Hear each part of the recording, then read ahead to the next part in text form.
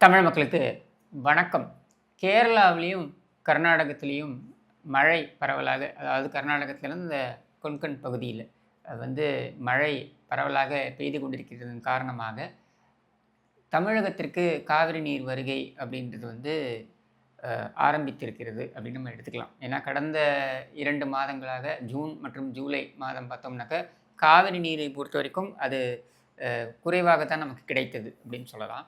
இது தவறான ஒரு பரப்புரை இங்கே கொண்டு செல்லப்படுகிறது. இது என்னென்னா, இந்த காவிரி நீரை பொறுத்த வரைக்கும் கர்நாடகா வந்து திறந்து விடணும், திறந்து விடலை அப்படின்னு சொல்லிட்டு அந்த அதிகாரம் கர்நாடகத்துக்கு இருக்கா என்றால் இல்லை. அவர்கள் இருப்பதாக சொல்லிக் கொண்டிருக்கிறார்கள். இவர்கள் அவர்களுக்கு தான் இருக்கிறது என்று சொல்கிறார்கள். ஆனால் இல்லை. ஏன்னா அது நடுவர் மன்றத்துக்கு தான் அந்த அதிகாரம் இருக்குது. இப்போது இந்த மழை பெய்யாத காரணத்தினால அங்கே நிறுத்தி வைக்கப்பட்டிருந்த நிலையில் கடந்த ஒரு வார காலமாக அங்கே அணைகள் நிரம்ப ஆரம்பித்திருக்கின்றன அப்படின்ற ஒரு சூழலில் தான் வந்து கபினி அணையிலிருந்து காவிரி நீர் திறந்து விடப்பட்டிருக்கு. அந்த கபினியிலிருந்து திறந்து விடப்பட்ட நீர் அப்படின்றது பார்த்திங்கனாக்கா இன்று மாலையோ அல்லது நாளை மதியமோ வந்து அது பிலிகுண்டுலு வந்து சேரும். பிலிகுண்டுலேருந்து அது ஏன்னா ஒகேனக்கல் வந்து ஒகேனக்கல்லேருந்து அது மேட்டூர் வந்து மேட்டூர்லேருந்து அது கடைமடை பகுதி வரைக்கும் அது போக வேண்டிய அந்த டெல்டா வரைக்கும் வந்து டெல்டாலேருந்து கடைமடை வரைக்கும் போக வேண்டிய ஒரு தூரம் இருக்குது அப்படின்றத நம்ம பார்க்குறோம்.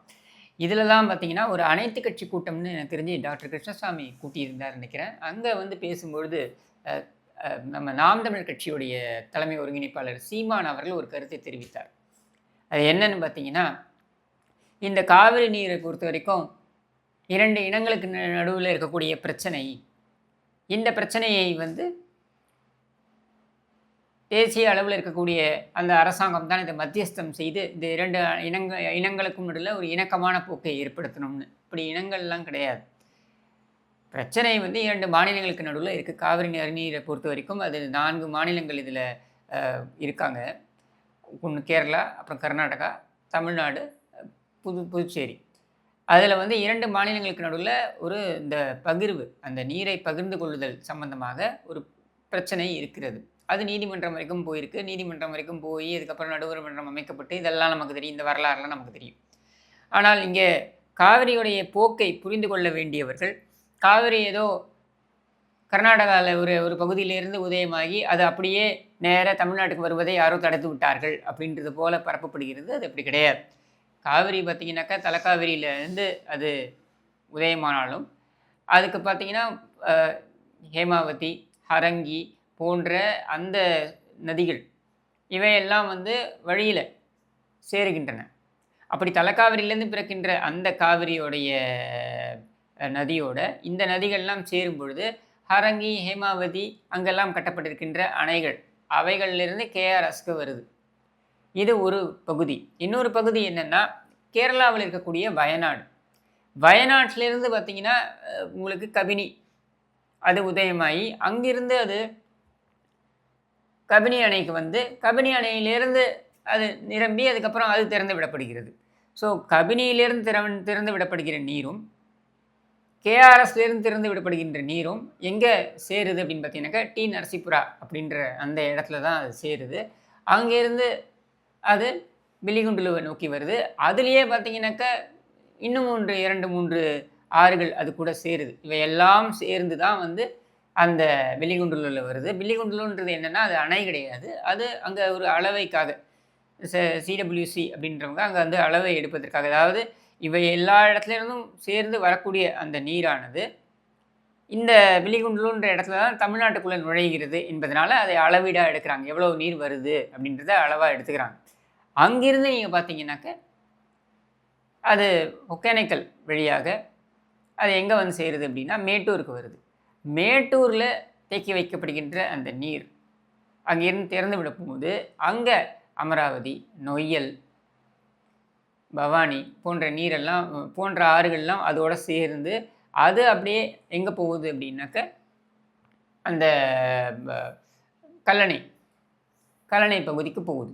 கல்லணையிலேருந்து உங்களுக்கு டெல்டாவுக்கு அது பிரித்து விடப்படுகிறது அப்படின்றத தான் நம்ம பார்க்குறோம். அப்போது காவிரி உதயமாகின்ற தலக்காவேரி, கபினி உதயமாகின்ற வயநாடு, இங்கிருந்து இது வரும்பொழுதெல்லாம் இருக்கக்கூடிய பகுதிகளில் மழை பெய்யுது. அங்கே இருக்கக்கூடிய ஆறுகள் எல்லாம் கூட சேர்ந்து அது தமிழ்நாட்டுக்குள்ளே நுழைந்து, தமிழ்நாட்டில் இருக்கக்கூடிய மற்ற ஆறுகள்லாம் அங்கேயும் மழை பெய்யுது, அதுவும் சேர்ந்து இதெல்லாம் சேர்ந்தது தான் காவிரி நீர். இதுதான் நமக்கு கிடைக்க வேண்டிய அந்த 177 டிஎம்சின்றாங்க சொல்கிறாங்க இல்லையா? இது வந்து தமிழ்நாட்டில் எவ்வளோ அளவுகளாக எடுத்துக்கொள்ளணும் அப்படின்றத பில்லிகுண்டில் உள்ள அளவாக எடுக்கிறாங்க. அதுக்கப்புறம் வரக்கூடியது அங்கே பெய்யக்கூடிய மழை இதெல்லாம் சேர்ந்துக்குது. இப்படித்தான் நமக்கு வந்து இந்த காவிரி நீர் அப்படின்றது கிடைக்குது. இதில் பிரச்சனை என்ன அப்படின்னு பார்த்தோம்னா, மற்ற மாநிலங்களில் மற்ற ஏன் நாடுகளுக்கு இடையே கூட இருக்கக்கூடிய நதிநீர் பங்கு அப்படின்ற இந்த பங்கீடு அப்படின்றதுல வரக்கூடிய பிரச்சனை வந்து உபரி நீரை எப்படி பங்கிட்டுக் கொள்வது அப்படின்றது தான்.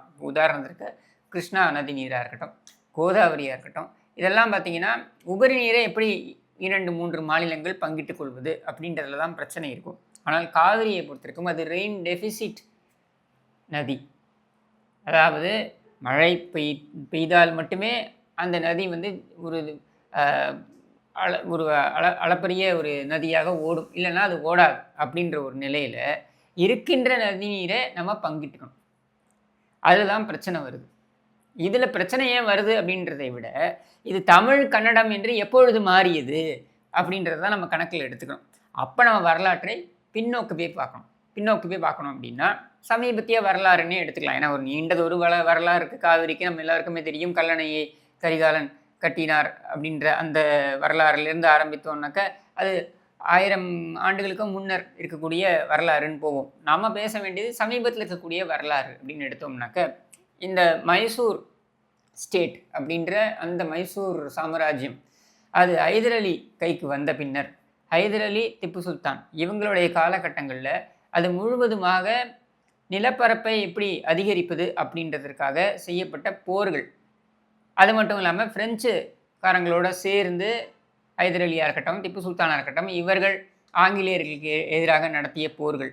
அதற்கப்புறம் ஆற்காடு நவாபாக இருக்கட்டும், நிஜாமாக இருக்கட்டும், ஹைதராபாத் நிஜாமாக இருக்கட்டும், இவர்களெல்லாம் ஆங்கிலேயர்களோட சேர்ந்து கொண்டு இந்த திப்பு சுல்தான் பிரெஞ்சு கூட்டணியை தோற்கடித்து 4 போருக்கு அப்புறம் 4வது போரில் தோற்கடிக்கிறாங்க. ஸோ 1799 சரியாக சொல்ல வேண்டும் என்றால் மே 4 திப்பு சுல்தான் படுகொலை செய்யப்படுகிறார், போரில் கொலை செய்யப்படுகிறார். அதுக்கப்புறம் அவங்க சரண்டர் ஆகிறாங்க. அப்போது ஆங்கிலேயர்கள் கைக்கு இந்த மைசூர் சாம்ராஜ்யம் வருது. அப்போ ஆங்கிலேயர்கள் கைக்கு மைசூர் சாம்ராஜ்யம் வரும்பொழுது அதை தங்களுடன் சேர்ந்து போர் புரிந்த அந்த மன்னர்களுக்கு பிரித்து கொடுக்க வேண்டும் அப்படின்றதற்காக என்ன செய்கிறாங்கன்னாக்க மராட்டியர்களுக்கு ஒரு சிறு பகுதியையும், நிஜாமுக்கு ஒரு பகுதியையும், அது மட்டும் இல்லாமல் ஆங்கிலேயர்கள் ஒரு பகுதியையும் எடுத்துக்கொண்டு மிச்சம் இருக்கக்கூடிய பகுதியை மைசூர் ஸ்டேட், அதாவது மைசூர் சாம்ராஜ்யம் என்று அதற்கு முன்னர் ஹைதர் அலிக்கு முன்னர் இருந்த அந்த மன்னர்கள் அந்த குடும்பத்திற்கு கொடுக்கலாம் அப்படின்னு முடிவெடுக்கிறாங்க. அப்போ என்ன பண்ணுறாருன்னா திப்பு சுல்தானுடைய திவானாக இருந்த பூர்ணையா என்பவர் அவர் அப்போ இருக்கக்கூடிய ஆங்கிலேய அந்த அதிகாரியிடம் சென்று இதை மாதிரி திப்பு சுல்தான் இறந்து விட்டார், ஆனால் அவருடைய அந்த இராணுவத்தில் எல்லாம் பார்த்தீங்கன்னாக்க அவங்க முஸ்லீம்கள் தான் நிறைய இருக்காங்க, அதிகாரிகளாக இருக்காங்க, தளபதிகளாக இருக்காங்க அப்படின்னும் பொழுது நமக்கு எதிராக அவர்கள் போர்க்கொடி தூக்குவார்கள் அப்படின்ற காரணத்தினால நம்ம வந்து திப்பு சுல்தானுடைய மகனையே வந்து அடுத்த மன்னராக்கிடலாம், அவர் வந்து உங்களுடைய கட்டுப்பாட்டுக்குள்ளே இருப்பார் அப்படின்ற ஒரு கோரிக்கையை வைக்கிறார். ஆனால் ஆங்கிலேயர்களை பொறுத்த வரைக்கும் திப்பு சுல்தான் குடும்பம் எப்பொழுது பிரெஞ்சுக்காரர்களுடன் அது கூட்டணியை வைத்து விட்டதோ அவர்களை நம்ப தயாராக இல்லை என்கிற காரணத்தினால அங்கே ஒரு இந்து மன்னரை கொண்டு வரலாம் என்று முடிவெடுத்து அதற்கு முன்னர் இருந்த மைசூர் மன்னர் அந்த குடும்பத்தை வந்து திருப்பி அவங்கக்கிட்ட பேச்சுவார்த்தை நடத்தி அவங்கள வந்து அங்கே மன்னராக அமர்த்துறாங்க. அப்போ அங்கே இருந்த கிருஷ்ணராய உடையார், அவர் பார்த்திங்க கிருஷ்ணராஜ உடையார், அவர் வாடியார், அவர் பார்த்திங்கனாக்க ஒரு குழந்தையாக இருந்த காரணத்தினால அவரை வந்து மன்னராக்கி அவருடைய தாய் வந்து அங்கே அவங்க ரீஜெண்ட்டாக இருந்தாங்க, பார்த்துக்கிட்டாங்க. அப்போது இந்த பூர்ணையாவையே திவானாக அங்கே இருக்கலாம் அப்படின்னு முடிவெடுக்கிறாங்க. இந்த காலகட்டத்தில் தான் நீங்கள் புரிஞ்சுக்கணும், ஏற்கனவே திப்பு சுல்தான், ஹைதர் அலி இவர்கள் நடத்திய போர் காரணமாக அது மட்டும் இல்லாமல் திப்பு சுல்தான் ஏகப்பட்ட பணத்தை வந்து ஆங்கிலேயர்களுக்கு கொடுத்திருந்தார். ஏன்னா கார்ன்வாலிஸ் வந்து திப்பு சுல்தானுடைய மகன்கள் இருவரையும் வந்து பணைய கைதிகளாக கொண்டு வந்து நம்ம புனித ஜார்ஜ் கோட்டையில் வந்து வச்சிருந்தாரு அப்படின்ற காலகட்டத்தில் பணத்தை கொடுத்துட்டு வாங்கிட்டு போங்க அப்படின்னு சொன்னதுனால அந்த பணத்தையும் கட்டியிருக்கிறார். அது மட்டும் இல்லாமல் 4 போர்கள் அப்படின்றதுனால அங்கே அவங்களுடைய அந்த கஜானா வந்து காலியாகி போயிருந்தது. அது மட்டும் இல்லாமல் இவர்கள் ஆங்கிலேயர்கள் வந்து அங்கே திப்பு சுல்தானை தோற்கடித்த உடனேயே அங்கே இருக்கக்கூடிய மொத்த நகைகள், பணம் எல்லாத்தையும் எடுத்துக்கிட்டு அவங்க என்ன பண்ணுறாங்க, அவங்களுக்குள்ள பிரிச்சுக்கிறாங்க. அவங்க இராணுவத்தினரிடம் பிரிச்சுக்கிறாங்க. ஸோ அதையும் எடுத்துக்கிறாங்க. எடுத்துறதுனால கஜானா காலிங்கிற நிலையில் மைசூர் அந்த சாம்ராஜ்யம் என்ன பண்ணுறாங்க அப்படின்னு பார்த்தீங்கன்னா, வரியிலேருந்து தான் எடுக்க முடியும். அப்போ வரி எங்கே போடுறது, என்ன செய்கிறது அப்படின்ற கேள்வி வரும்பொழுது தான் நீங்கள் பார்த்தீங்கன்னா ஒரு பெரும்பகுதி ஆங்கிலேயர்கள் கைக்கும் போயிடுது. எதெல்லாம் அப்படின்னு பார்த்தீங்கன்னா, இன்றைக்கி இருக்கக்கூடிய கிருஷ்ணகிரி, தருமபுரி, சேலம் இதெல்லாம் வந்து ஆங்கிலேயர்கள் கைக்கு வந்துடுது அப்படின்னும் பொழுது, அப்போ மிஞ்சி இருந்த அந்த மைசூர் சாம்ராஜ்யத்தில் எப்படி வரிகளை நம்ம உயர்த்துறது அப்படின்னு யோசிக்கும் பொழுது தான் விவசாயத்திலேருந்து நம்ம இந்த வரிகளை வந்து நம்ம எடுக்க முடியும். ஆனால் விவசாயிகள்கிட்ட போனால் அவங்க என்ன சொல்கிறாங்க, நீங்கள் வந்து ஹைதர் அலியும் திப்பு சுல்தானும் முழு நேரமும் போர் செய்து கொண்டே இருந்த காரணத்தினால இங்கே இருக்கக்கூடிய நீர்நிலைகள் எங்கள் ஆட்கள் எல்லாம் போர் செய்கிறதுக்கே போயிட்டாங்க. அப்போ விவசாயத்துக்கும் ஆள் இல்லை, நீர்நிலைகளை பாதுகாப்பதற்கும் ஆள் இல்லை அப்படின்ற ஒரு நிலை ஏற்பட்டுச்சு அப்படின்னு சொன்னதுனால 1807ஆம் ஆண்டு குறிப்பிட்டு சொல்லணும்னாக்கா 1801ஆம் ஆண்டிலிருந்து இந்த நீர்நிலைகளை வந்து சரி செய்வது அப்படின்ற அந்த பணியில் இறங்கினார் பூர்ணையா. அப்படி இறங்கும் பொழுது என்ன ஆகுதுன்னா, இந்த அங்கே இருக்கக்கூடிய கெனால் சிஸ்டம்லாம் கொண்டு வராரு. அதாவது மைசூர் டவுனுக்கு வந்து, ஏன்னா ஸ்ரீரங்கப்பட்டத்துலேருந்து மைசூர்லேயே இருக்கலாம் அப்படின்னு இவங்க முடிவு பண்ணுறாங்க, தலைநகரமாக இருக்கட்டும் அப்படின்ட்டு. அப்போது மைசூர் தலைநகரத்துக்கு வந்து குடிநீர் வசதி, இதை வந்து கெனால் சிஸ்டமாக வந்து கொண்டு வரணும், காவிரியிலேருந்து எடுத்து கொண்டு வருது, இப்படியெல்லாம் வந்து இவர்கள் திட்டமிடும் பொழுது அங்கே இருக்கக்கூடிய நீர்நிலைகளை எல்லாம் வந்து சரி செய்யும் பொழுது என்ன ஆகுதுன்னா, மிகப்பெரிய போராட்டம் வெடிக்குது. எங்கே அப்படின்னா தஞ்சை பகுதியில்.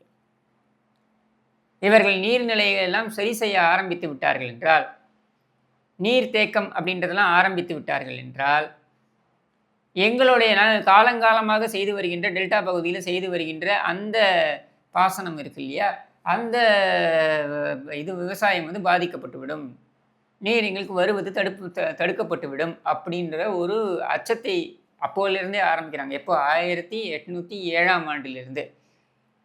இதில் நீங்கள் இன்னொன்று கவனிக்க வேண்டிய விஷயம் என்னென்னா, ஆங்கிலேயர்களுக்கும் அப்பொழுது இருந்த மைசூர் சாம்ராஜ்யத்திற்கும் இடையே ஏற்பட்ட அந்த உடன்படிக்கைகளை நீங்கள் எடுத்து பார்த்தீங்கன்னாக்க, முக்கியமாக 1924ஆம் ஆண்டு போடப்பட்ட அந்த ஒப்பந்தத்தை எடுத்து பார்த்தீங்கன்னா, அந்த காலகட்டத்தில் தமிழ்நாட்டில், அதாவது இப்பொழுது இருக்கக்கூடிய தமிழ்நாட்டில் இருக்கக்கூடிய நீர்ப்பாசனம், இரிகேஷன் சொல்லுவாங்க இல்லையா, அந்த நீர்ப்பாசனம் நடக்கக்கூடிய எவ்வளோ பகுதி அப்படின்னு பார்த்தீங்கன்னாக்க, கிட்டத்தட்ட 15 லட்சம் ஏக்கர் நீர்ப்பாசனத்தால் உருவாக்கப்பட்டிருந்தது விவசாய நிலம்.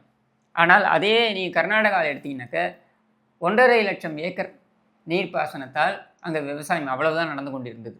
அப்புறம் சிறு நீர்ப்பாசனம், இந்த ஸ்மால் வாட்டர் இரிகேஷன் ப்ராஜெக்டாக பார்த்தீங்கன்னா ஒரு 2.5 லட்சம் ஏக்கர் இப்படி தான் இருந்தது. இந்த விவசாயம் குறித்த விழிப்புணர்வு வர ஆரம்பித்ததுக்கப்புறம், ஏன்னா நம்ம வந்து பல 100 ஆண்டுகளாக நம்ம வந்து விவசாயத்தில் தேர்ச்சி பெற்றவர்களாக தமிழர்கள் இருந்த காரணத்தினால அங்கே கிட்டத்தட்ட 15 லட்சம் ஏக்கர் அவங்க செஞ்சுட்டு இருந்தாங்க ஏற்கனவே. இங்கே அது இல்லை அப்படின்னும் பொழுது இந்த புதிய மைசூர் சாம்ராஜ்யம் இருக்கு இல்லையா, இவங்க என்ன பண்ண ஆரம்பித்தாங்க, விவசாயத்தில் கான்சன்ட்ரேட் பண்ண ஆரம்பிக்கும் பொழுது அப்போ தான் இந்த அணைகள்லாம் வர ஆரம்பிக்குது. இது கபினி, கேஆர்எஸ் இதெல்லாம் வர ஆரம்பிக்குது. அதுலேயும் பார்த்தீங்கன்னாக்கா அந்த ஒப்பந்தம், ஆங்கிலேயர்களுடன் போட்ட ஒப்பந்தம் வந்து காலாவதியான உடனேயே இவர்கள் அந்த அணைகளை கட்டுவதில் எந்த தடையும் இல்லாமல் போகுது. இப்படியாக உருவானது தான் இந்த காவிரி பிரச்சனை 1807ஆம் ஆண்டிலிருந்து. இதில் எங்கிருந்து தமிழ் கன்னடம் வந்தது? தமிழர்களுக்கும் கன்னடருக்குமான பிரச்சனையா இது?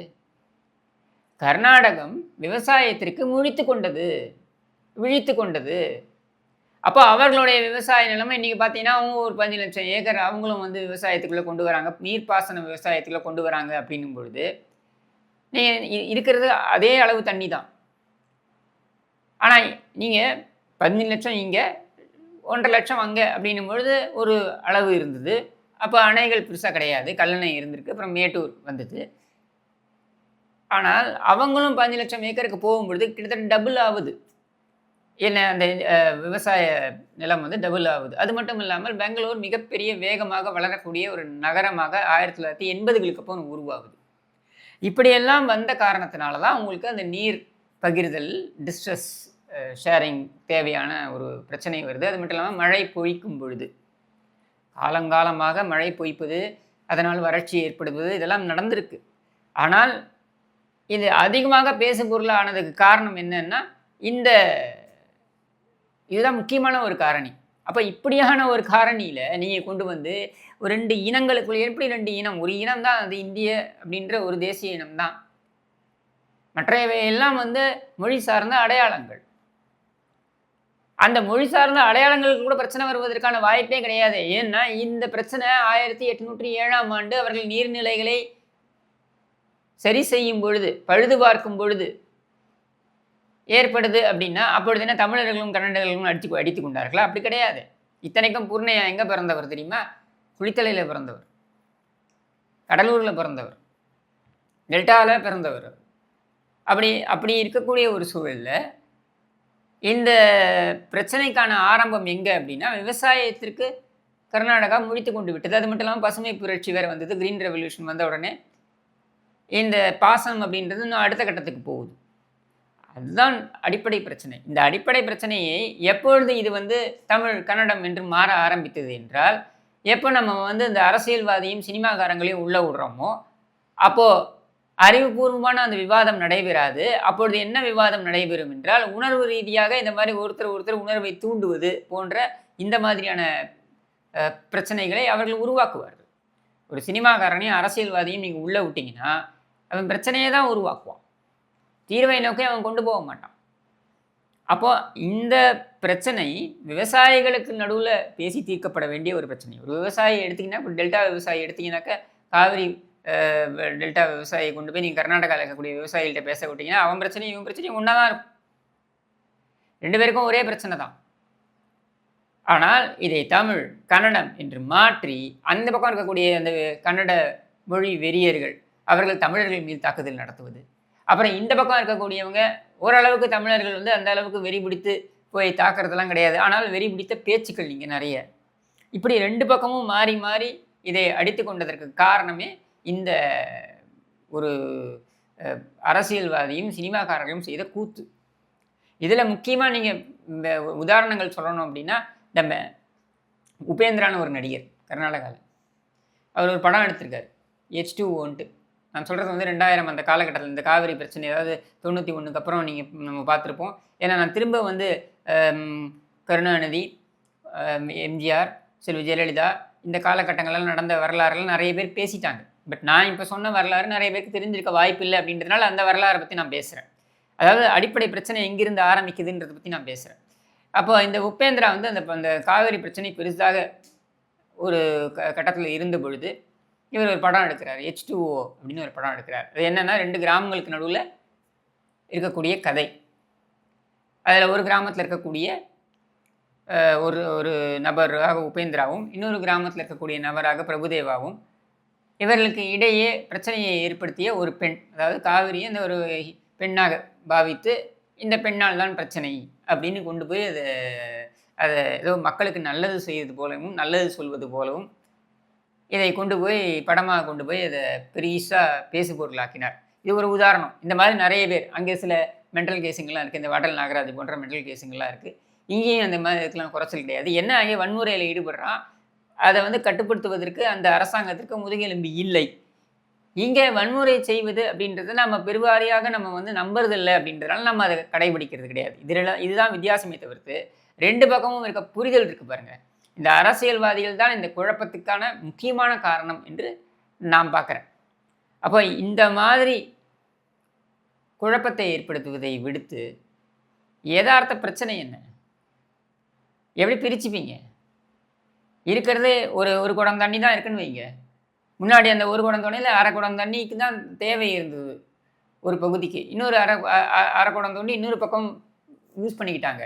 ஆனால் இப்போது இவங்களுக்கே 3/4 குடத்துக்கு தண்ணி தேவைப்படுது அப்படின்னும் பொழுது, இதை எப்படி பகிர்ந்து கொள்வது? இதில் மழை வேற பொய்த்து விட்டதுன்னா எப்படி பகிர்ந்து கொள்வது என்பது தான் பிரச்சனை. கடந்த நீங்க 10 ஆண்டுகள் எடுத்தீங்கன்னா, கிட்டத்தட்ட 3, 4 முறை தான் வந்து பார்த்தீங்கன்னாக்க, அந்த நீர் வரத்து குறைந்திருக்கும். மற்றபடி பார்த்தீங்கன்னா, அவன் சர்ப்ளஸா தான் அனுப்பியிருக்கான் கர்நாடகாவிலேருந்து. என்ன அது எந்த மந்த்தெல்லாம் அனுப்பணுமோ, அந்த மந்த் அனுப்புறது கிடையாது. அப்படின்ற ஒரு சிக்கல் இருக்கே தவிர்த்து, மற்றபடி அவன் அனுப்பியிருக்கான் அப்படின்றத, அப்போ இங்கே எப்படி நம்ம தேக்கி வைத்துக் கொள்வது? தமிழ்நாடு எடுத்துக்கிட்டோம்னா, கிட்டத்தட்ட 70லேருந்து 75% வந்து கிரவுண்ட் வாட்டர்ல இருந்து தான் நம்ம வந்து பயன்படுத்துறோம். குடிநீருக்கா இருக்கட்டும், நீர்ப்பாசனத்துக்கா இருக்கட்டும். அப்போ இந்த கிரவுண்ட் வாட்டரை வந்து நம்ம எப்படி பெட்டர் பண்றது? நம்முடைய ஆற்றுப்படுகைகள், நம்முடைய இப்ப எடப்பாடி பழனிசாமி அவர்கள் கொண்டு வந்தார் பாருங்க. அந்த குடிமராமத்து திட்டம் அப்படின்னு சொல்லிட்டு. அந்த மாதிரி திட்டங்களை கொண்டு வந்து நம்முடைய நீர்நிலைகளை எப்படி நம்ம வந்து இன்னும் செம்மையாக்குவது அப்படின்றதுல நாமும் ஃபோக்கஸ் பண்ணணும். அதுக்காக நம்ம உரிமையை விட்டு கொடுக்கணும்னு நான் சொல்ல வரல. கர்நாடகா செய்வதெல்லாம் சரி நான் நியாயப்படுத்தல. அதேபோல பெங்களூரு போன்ற மாநகரத்தில் இருக்கக்கூடிய நீர் தேக்கங்கள், நீர்நிலைகள் எல்லாம் காலியாயிடுச்சு. எல்லாத்துலயும் கான்கிரீட் கட்டிட்டான். அப்போ அதையும் அவர்கள் சரி செய்யணும். இதையெல்லாம் சரி செய்தால்தான் நாம வந்து இதற்கான தீர்வை நோக்கி போக முடியும். இல்லைன்னா 2 பேரும் மாத்தி மாத்தி வாதிட்டு கொண்டிருக்க வேண்டியதுதான். அரசியல்வாதி இதுல குளிர்காந்திக்கிட்டு இருப்பான். இங்க இருக்கிறவன இவன் உணர்ச்சி பூர்வமா ஏத்தி விட்டுட்டு இருப்பான். அங்க இருக்கிறவன அவன் உணர்ச்சி பூர்வமா ஏத்தி விட்டுட்டு இருப்பான். இதுதான் நடக்குமே தவிர்த்து தீர்வை நோக்கி நம்ம பயணிக்க முடியாது. இது எதுக்காக நான் இந்த இவ்வளோ ஒரு எக்ஸ்டெண்டடா இதை பத்தி நான் பேசுறேன்னா, இதுல நிறைய சின்ன சின்ன விஷயங்கள் இருக்கு. சட்ட பூர்வமான விஷயங்கள் இருக்கு. இதெல்லாம் நிறைய எடுத்து படிச்சோம்னா ஏகப்பட்டது இருக்கு. பேசிக்கிட்டே போகலாம் மணிக்கணக்கா. ஆனால் சுருக்கமா சொல்லணும்னா, அடிப்படை பிரச்சனை என்ன அப்படின்றத பாமர மக்களுக்கு புரியணும் அப்படின்றதுனால நான் சொல்றேன். இது தமிழ், கன்னடம் சார்ந்த பிரச்சனை கிடையாது. இது தமிழ், கன்னடம் சார்ந்த ஒரு பிரச்சனையாக பின் நாட்களில் மாற்றி இருக்கிறார்கள். அதுல சீமான் போன்றவர்கள் இந்த மாதிரி பொறுப்பற்று பேசுவது, ஒரு தலைவராக இருந்து ஒரு மேடையில் நின்று நீங்க வந்து 2 இனங்களுக்கு நடுவுல பிரச்சனைன்னு நீங்க சொல்றீங்க. எப்படி 2 இனங்களுக்கு நடுவுல பிரச்சனைன்னு வரும்? நீங்களே சொல்றீங்க 1 கோடி தமிழர்கள் கர்நாடகாவில் வசிக்கிறார்கள் அப்படின்னு சொல்லிட்டு. நான் அந்த எண்ணிக்கையை ஏத்துக்கல. இருந்தாலும் நீங்க சொல்றீங்க ஒரு பேச்சுக்கு அது உண்மைன்னே வச்சுப்போமே. அப்போ அவர்களுக்கும் சேர்த்து தானே கர்நாடக அரசு போராடி கொண்டிருக்கிறது. அப்போ இது எப்படி தமிழ் வர்சஸ் கன்னடம்னு ஆகும்? இங்கேயும் அதே மாதிரி மாற்று மொழி பேசக்கூடியவர்களும் இருக்காங்கல்ல. அவங்களுக்கும் சேர்த்து தானே தமிழக அரசு பேசிக்கிட்டு இருக்கு. அப்போ இது தமிழகம், கர்நாடகம் இருவருக்கும் இடையே இருக்கக்கூடிய ஒரு பிரச்சனை, நீர் பகிர்தலில் இருக்கக்கூடிய பிரச்சனை என்று தான் பார்க்க வேண்டுமே தவிர்த்து, தமிழ், கன்னடம் என்று இதை பார்ப்பது என்பது தவறு அப்படின்றதை சொல்லணுன்றதுக்காக தான் இதோடைய மூல காரணம் எங்கிருந்து ஆரம்பிக்குது அப்படின்றத நான் வந்து விவரித்து சொல்லியிருக்கேன். இதில் உங்களுக்கு மாற்று கருத்து இருந்தால் தாராளமாக உங்களுடைய கமெண்ட்டுகளை பதிவு பண்ணுங்க என்று கூறி விடைபெறுகிறேன். நன்றி, வணக்கம்.